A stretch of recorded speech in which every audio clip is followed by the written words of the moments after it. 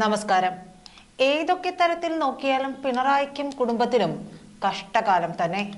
എത്രയൊക്കെ തടയാൻ നോക്കിയിട്ടും വീണ്ടും വീണ്ടും തൈക്കണ്ടി കുടുംബത്തിലേക്ക് അന്വേഷണ ഏജൻസികൾ കടന്നു കയറുകയാണ്.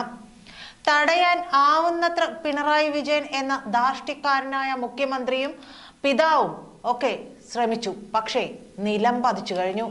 ഇനി അത് അയാൾ അംഗീകരിക്കണം. പൊതുജന മധ്യത്തിൽ തല കുമ്പിട്ട് ജയിലിലേക്ക് പോകുന്ന കാഴ്ച മാത്രമാണ് അവശേഷിക്കുന്നത്. മുഖ്യമന്ത്രി പിണറായി വിജയന്റെ മകൾ വീണ വിജയന്റെ IT സർവീസ് കമ്പനിയായ എക്സാലോജിക്കും കരിമണൽ കമ്പനിയായ CMRL അടക്കമുള്ള 12 സ്ഥാപനങ്ങളും തമ്മിൽ നടത്തിയ സാമ്പത്തിക ഇടപാടുകളിൽ എൻഫോഴ്സ്മെന്റ് ഡയറക്ടറേറ്റ് പ്രാഥമിക അന്വേഷണം തുടങ്ങി. ഇതേ കേസിൽ കേന്ദ്ര കമ്പനികാര്യ മന്ത്രാലയത്തിന്റെ നിർദ്ദേശപ്രകാരം സീരിയസ് ഫ്രോഡ് ഇൻവെസ്റ്റിഗേഷൻ ഓഫീസ് നടത്തുന്ന അന്വേഷണത്തിൽ കള്ളപ്പണം വെളുപ്പിക്കൽ നടന്നതായുള്ള കണ്ടെത്തലുകളുടെ അടിസ്ഥാനത്തിലാണ് EDയും അന്വേഷണം തുടങ്ങിയത്. കമ്പനി നിയമപ്രകാരം 10 ലക്ഷം രൂപയിൽ കൂടുതൽ തുകയ്ക്കുള്ള സാമ്പത്തിക തട്ടിപ്പുകൾ വെളിപ്പെട്ടാൽ 10 വർഷം വരെ ജയിൽ ശിക്ഷ ലഭിക്കാവുന്ന 447 വകുപ്പ് ചുമത്താവുന്നതാണ്. ഈ വകുപ്പ് കള്ളപ്പണം വെളുപ്പിക്കൽ നിയമപ്രകാരം, അതായത് PMLA നിയമപ്രകാരം EDക്കും അന്വേഷണം നടത്താനുള്ള വഴി തുറക്കുന്നതാണ്. സാധാരണ കമ്പനി കേസുകളിൽ SFIO അന്വേഷണം തുടങ്ങിയാൽ അത് സംബന്ധിച്ച മറ്റ് ഏജൻസികൾ നടത്തുന്ന അന്വേഷണങ്ങൾ നിർത്തിവെക്കണമെന്നാണ് ചട്ടം. എന്നാൽ പ്രത്യേകിച്ച് IT സേവനങ്ങളൊന്നും നൽകാതെ 12 സ്ഥാപനങ്ങൾ എക്സാലോജിക്കിന്റെ ബാങ്ക് അക്കൗണ്ടിലേക്ക് ലക്ഷങ്ങൾ നിക്ഷേപിച്ചതിന്റെ തെളിവുകൾ കണ്ടെത്തിയിരുന്നു.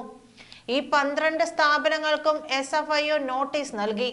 ഇങ്ങനെ നൽകിയ പണത്തിന്റെ ഉറവിടം വ്യക്തമാക്കാൻ ഈ സ്ഥാപനങ്ങൾക്കോ എന്തിനാണ് തുക ബാങ്ക് അക്കൗണ്ട് വഴി കൈപ്പറ്റിയതെന്ന് വ്യക്തമാക്കാൻ എക്സാലോജിക് കമ്പനിക്കോ കഴിഞ്ഞില്ല. ഈ സാഹചര്യത്തിലാണ് കേസ് അന്വേഷണത്തിൽ EDയെ ഉൾപ്പെടുത്താനുള്ള ശുപാർശ SFIO കേന്ദ്ര കമ്പനികാര്യ മന്ത്രാലയത്തിന് നൽകിയത്.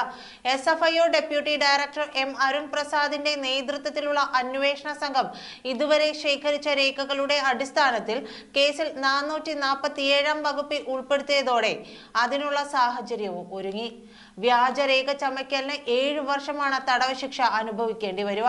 ഇത് IPC 465 വ്യാജ തെളിവുണ്ടാക്കുക, 468 വ്യാജ തെളിവ് ഉപയോഗിക്കുക, 471 അധികാര സ്ഥലത്ത് കൊടുക്കുക, 474 കാര്യലാഭത്തിന് ഉപയോഗിക്കുക, പിന്നെ 191 മുതൽ 211 വരെ വ്യാജ തെളിവ് ഉണ്ടാക്കുന്നത് സംബന്ധിച്ച മറ്റു വകുപ്പുകൾ പ്രകാരമാണ് വീണയ്ക്ക് എതിരെ വരിക. ഇതെല്ലാം കൂടി ചേർന്നാണ് 7 വർഷം തടവ് ഈ ഇനത്തിൽ അനുഭവിക്കേണ്ടി വരിക.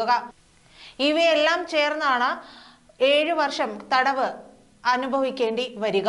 കമ്പനി നിയമപ്രകാരം 10 ലക്ഷം രൂപയിൽ കൂടുതൽ തുകയ്ക്കുള്ള സാമ്പത്തിക തട്ടിപ്പുകൾ വെളിപ്പെട്ടാൽ, അതായത് സാമ്പത്തിക തട്ടിപ്പുകൾ വെളിപ്പെട്ടാൽ 10 വർഷം വരെ ജയിൽ ശിക്ഷയും ഇപ്പറഞ്ഞ 7 വർഷം തടവും കൂടി ചേർന്നാൽ ആകെ മൊത്തം 17 വർഷം വീണയുടെ കാര്യം ജയിലിൽ തന്നെയാകും.